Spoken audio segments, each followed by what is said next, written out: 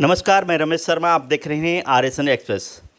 इस वक्त अगर हम लोग देखें सोशल मीडिया में, अखबारों में बड़ी बड़ी ऐड आ रही हैं एजुकेशन को लेके, जैसे बच्चों के एडमिशन को लेके, कोचिंग सेंटरों की।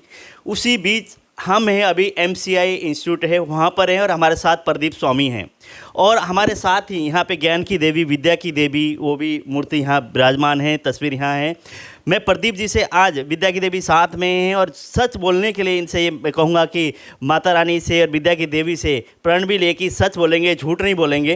क्योंकि रिजल्ट देने के दावे हर कोई करता है और माँ बाप के सपने साकार करने की बात हर कोई करता है। बच्चे कहीं अलग अलग जगह जाते हैं, अलग अलग उसमें पहुँचते हैं, इंस्टीट्यूट में पहुँचते हैं।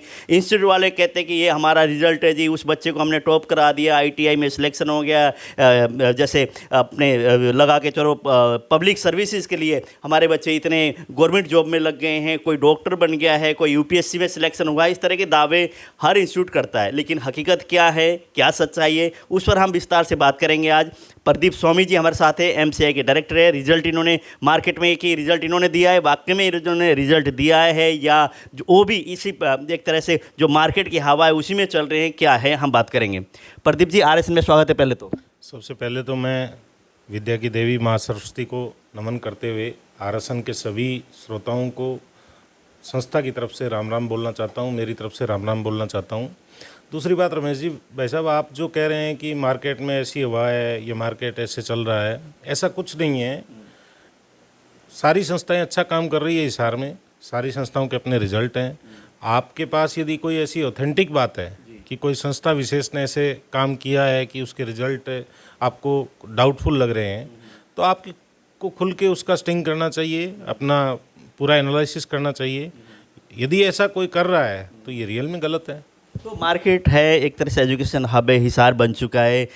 अभिभावक अपने बच्चों के भविष्य सुनिश्चित करने के लिए कौन सी संस्था के ऊपर विश्वास करें? मार्केट में बहुत सारे हैं, अलग अलग प्रचार है, अलग अलग विज्ञापन है। वो पेरेंट्स किस पर भरोसा करें फिर इसको लेकर, अपने बच्चों के भविष्य को लेकर? मेरा ये मानना है कि हम जिस क्षेत्र में हैं वहाँ गार्जियन में बहुत अवेयरनेस है।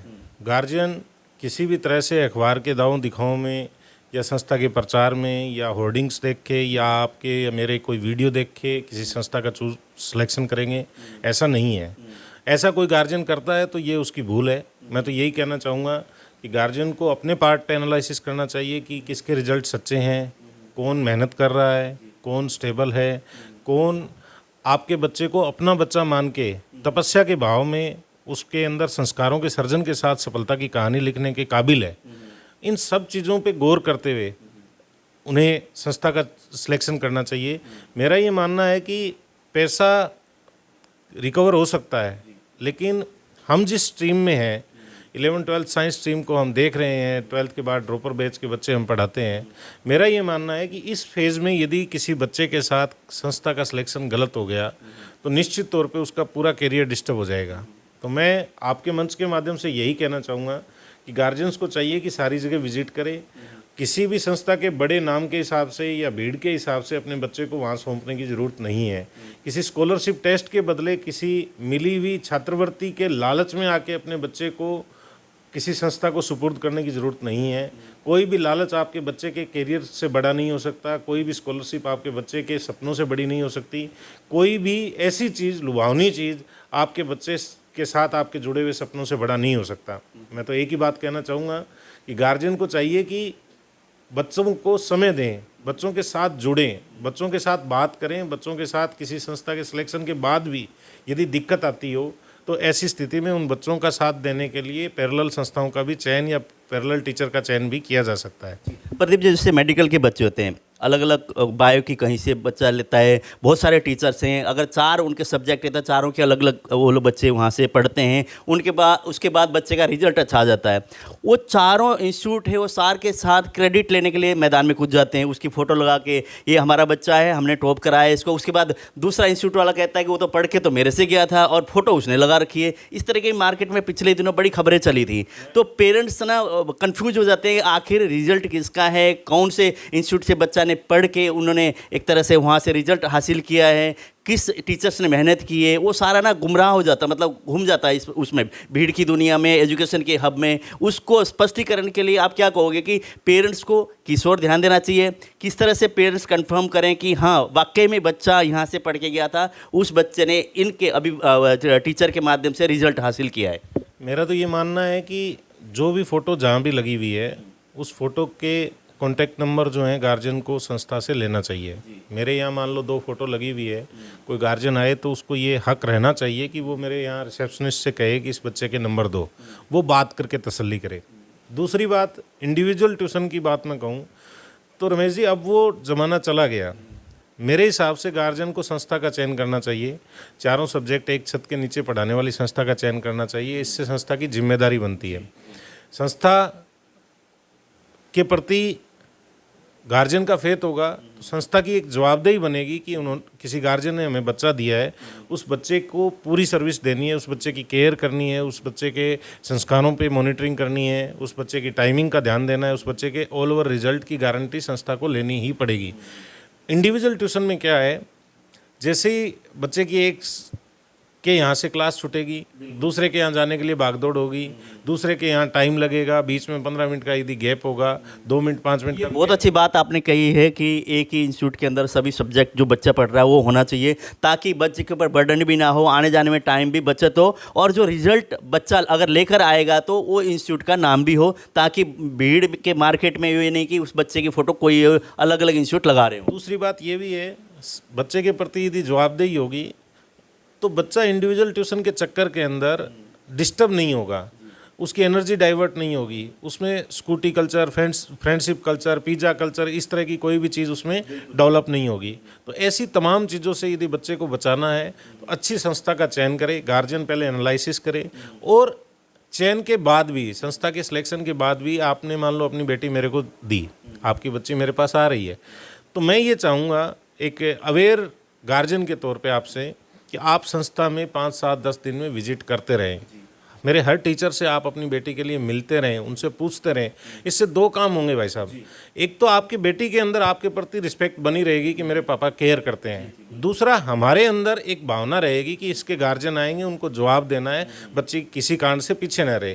तो ये जो तालमेल 2, 2.5-3 साल का रहता है, इससे बच्चे का रिजल्ट बड़ा बनता है, ऐसा मेरा एक्सपीरियंस रहा है। बिल्कुल, आपकी जो बात जो कही है वो बिल्कुल ठीक बात है आपकी, लेकिन ना मैं जैसे कि बहुत सारे हिसार के अंदर स्कूल भी बहुत है, इंस्टीट्यूट भी बहुत है, हॉस्पिटल भी बहुत है। आजकल आपको पता है हर बिजनेस तो है ही, इसमें तो कोई दो राय नहीं है कि जहाँ टीचर्स को, डॉक्टर्स को भगवान मानते थे, उस तरह से अब अगर हम लोग बात करें, पेरेंट्स भी और बच्चे भी, तो टीचर्स को ना उस हिसाब से नहीं देखते, ताकि गुरुजन की जो कि कमी है या बच्चों की कमी है, अभिभावक की कमी है, ज्ञान की कहाँ कमी है मुझे नहीं पता, लेकिन कहाँ खामियां आप मानते हैं? बुरा ना माने प्लीज़, आप बुरा ना माने।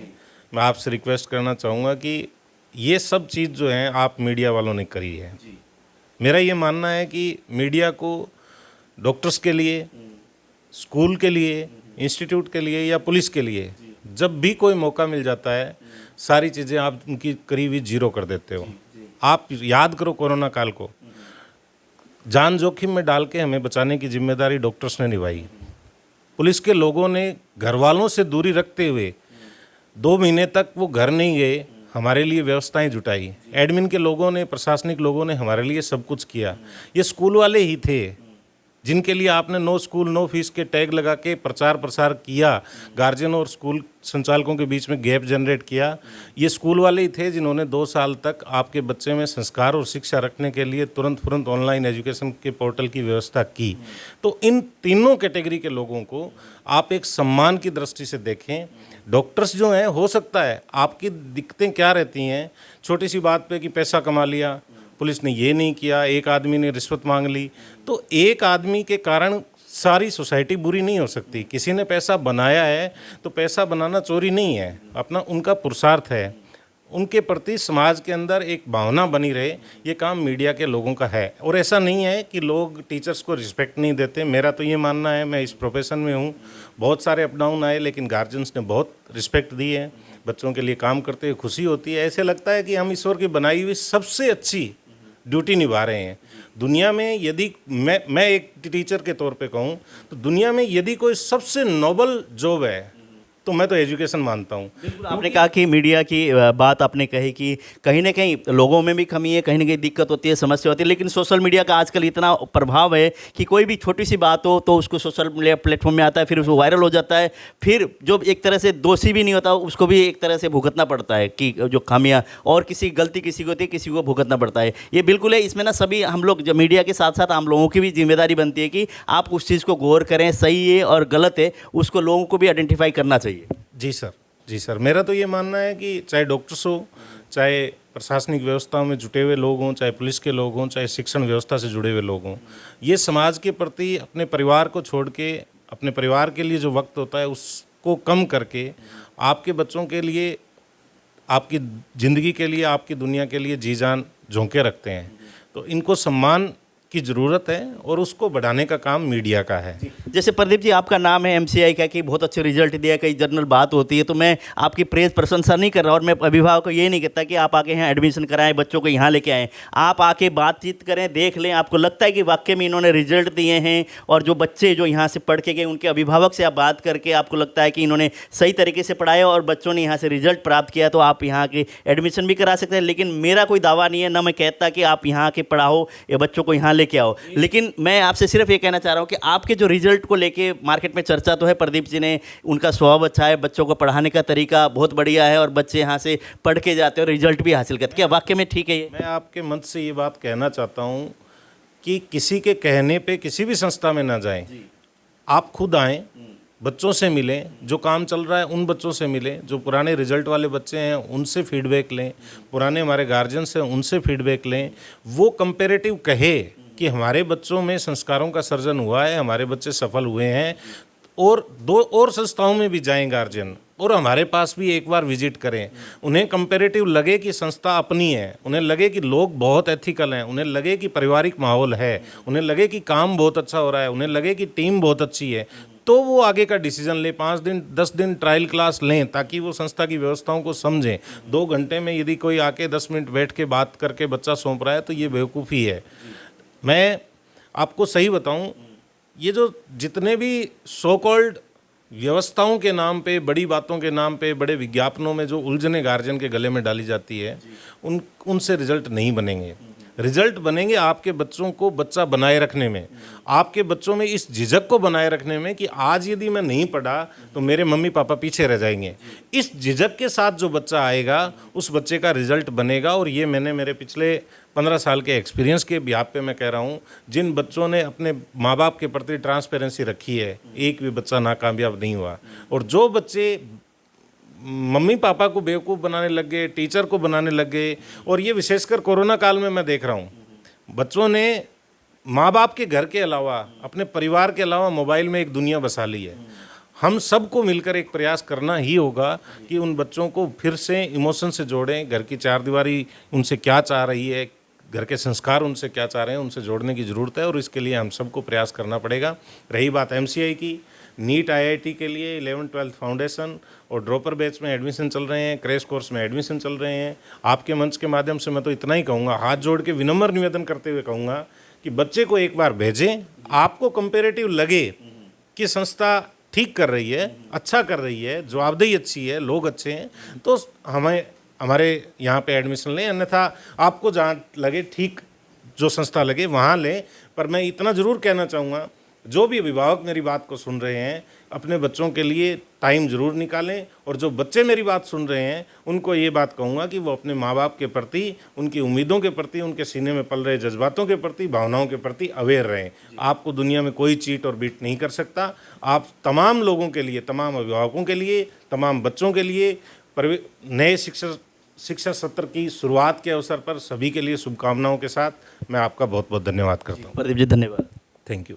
जैसे हमने बातचीत की, प्रदीप स्वामी जी हैं, एमसीआई के डायरेक्टर हैं, इन्होंने रिजल्ट दिए, मार्केट में चर्चाएं थी, लेकिन मैं ना बहुत सारी विज्ञापन आते हैं, ऐड आती हैं, बहुत सारी इंस्टीट्यूट बड़ी बड़ी ऐडें देती हैं, लेकिन स्कॉलरशिप टेस्ट के नाम से टेस्ट होते हैं, क्यों सब मार्केटिंग है। मार्केटिंग में मैं सिर्फ ये कह रहा हूँ कि मैं इनकी भी वो नहीं कर रहा, मैं और लोगों से भी बात करता हूँ तो उनको मैं जेन्युइन तरीके से हम लोग कोशिश करते हैं कि आरएसएन में जेन्युइन खबर चले, लोगों को अच्छा मैसेज जाए। मैं इनकी बढ़ाई करने के लिए नहीं आया, लेकिन कंफर्म करने के लिए आए वाकई में रिजल्ट ये दे रहे हैं नहीं दे रहे क्या है। वो भी अभिभावक से मैं कहूँगा, आप सुन रहे हैं, बच्चे सुन रहे हैं, तो आप लोग यहाँ के विजिट करके कंफर्म करके, जो यहाँ पहले बच्चे पढ़ के गए उनके पेरेंट्स से मिलकर, तब आपको लगता है कि वाकई में संस्था ठीक है तो आप एडमिशन कराइए, नहीं तो कहीं और करा सकते हैं। लेकिन हिसार में मार्केट बहुत है, एजुकेशन के भीड़ बहुत लग रही है अलग अलग इलाकों में हम बात करें तो। लेकिन आपको जब तक आप जाके उनसे, टीचर से, बच्चों से, पेरेंट्स से जो वहाँ के पहले पढ़े हुए हैं उनसे आप कंफर्म नहीं करेंगे, तब तक जाके आप सीधा एडमिशन लेंगे तो वो नुकसानदायक हो सकता है। जी क्या कह रहे थे आप?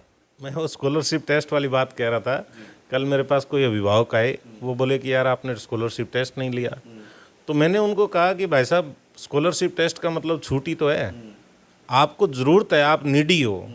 आपको यदि, मैं एक बात बहुत मन से कहता होता हूँ रमेश जी भाई साहब, आपको अनजान गार्जियन को भेजना कि किसी को भी यदि मेरे यहाँ जमा कराने के लिए ब्याज पे पैसा उठाने की ज़रूरत है तो वो पेमेंट मेरे यहाँ ना जमा कराएं, मैं उनके बच्चों को वैसे ही पढ़ा दूंगा। क्योंकि ब्याज पे आया हुआ, इस तरह मजबूरी में आया हुआ पैसा मेरे नहीं फड़ापेगा।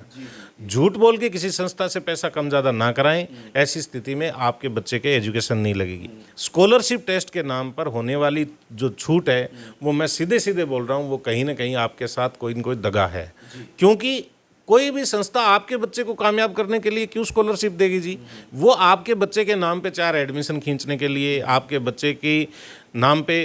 अब क्या चल रहा है संस्थाओं में, साहब 90% स्कॉलरशिप दे रहे हैं, 20% स्कॉलरशिप दे रहे हैं, 80% स्कॉलरशिप दे रहे हैं। किस बात की स्कॉलरशिप? यदि आपको सोसाइटी में किसी नीडी बच्चे की मदद करनी है तो बंद कमरे में बैठ के उसको भी गाने की क्या ज़रूरत है?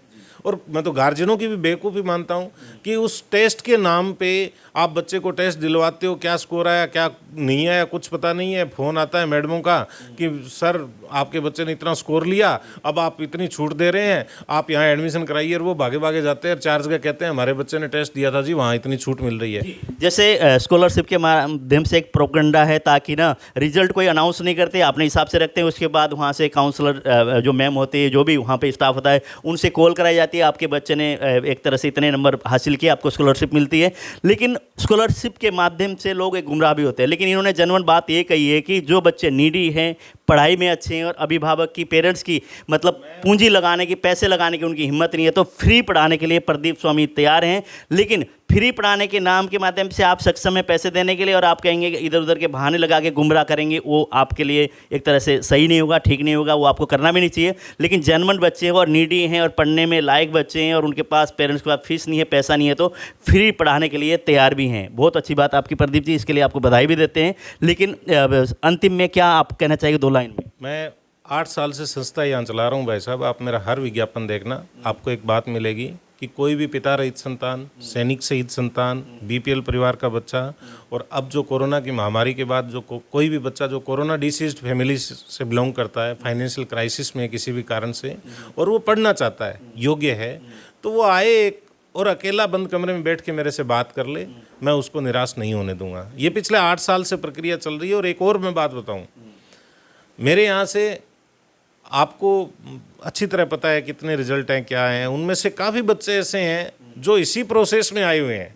लेकिन मैंने कभी किसी क्लास में, किसी स्टेज पे, किसी मीडिया हाउस में कभी ये नहीं कहा कि फलाने बच्चे की मैंने फ़ीस कम करी। ना मैंने कभी मीडिया में ये बात लिखवाई कि फलाने की मदद करने के बाद, क्योंकि वो एक बड़ी लोक लुभावनी स्टोरी तो बन जाती है, लेकिन वो कहीं ना कहीं उस बच्चे की तपस्या के प्रति अन्याय है। मैं इस तरह का कोई भी अनाउंसमेंट बच्चे के नाम के साथ नहीं करना चाहता। लेकिन ये क्लियर है कि कोई भी नीडी बच्चा यदि आए तो मैं उसके लिए तैयार हूँ, कोई बात नहीं। भगवान ने हमें सक्षम इतना किया है कि हम क्लास में बच्चों को पढ़ा रहे हैं, 2 बच्चे 4 बच्चे और बैठ जाएंगे, क्या फ़र्क पड़ जाएगा। समय देने के लिए बहुत बहुत धन्यवाद आप जी, थैंक यू। जैसे जितने भी लोग देख रहे हैं, जो पेरेंट्स से बच्चे जो भी देखें, इस खबर को ज़्यादा से ज़्यादा शेयर करें और मैसेज कन्वे कर रहे हैं। कोई इसका विज्ञापन नहीं है, कोई वो नहीं। मैंने बिल्कुल जो जेन्युइन बात, आम लोगों की जो एक तरह से सवाल होते हैं, मैंने उनके वही सवाल इनके सामने रखे और इन्होंने जवाब दिया। और जो नीडी बच्चे हैं, अच्छे नंबर लेके पास होते हैं, और उन बच्चों में अभिभावक की, पेरेंट्स की मतलब पैसों की कमी है, उसकी वजह से बच्चे वंचित है पढ़ाई के लिए, तो वंचित नहीं ना रहें। आप एमसीए में आके बातचीत कर सकते हैं, मिल सकते हैं, और उनको फ्री पढ़ाने के लिए भी कह रहे हैं। लेकिन अगर आप फीस दे सकते हैं, उसके बाद बाद आप कुछ इसको बहाना बना के आप फीस ना देने की कोशिश करें, वो आपके लिए गलत है। लेकिन स्कॉलरशिप टेस्ट के माध्यम से और बड़े बड़े विज्ञापन पे अगर आप जाएंगे तो बच्चों की भविष्य खराब हो सकता है। आप किसी भी इंस्टीट्यूट में जाएं, कहीं भी आप जाएं, पहले कंफर्म करें, पेरेंट्स से बात करें, बच्चों से मिलकर तभी बच्चों का एडमिशन कराएं।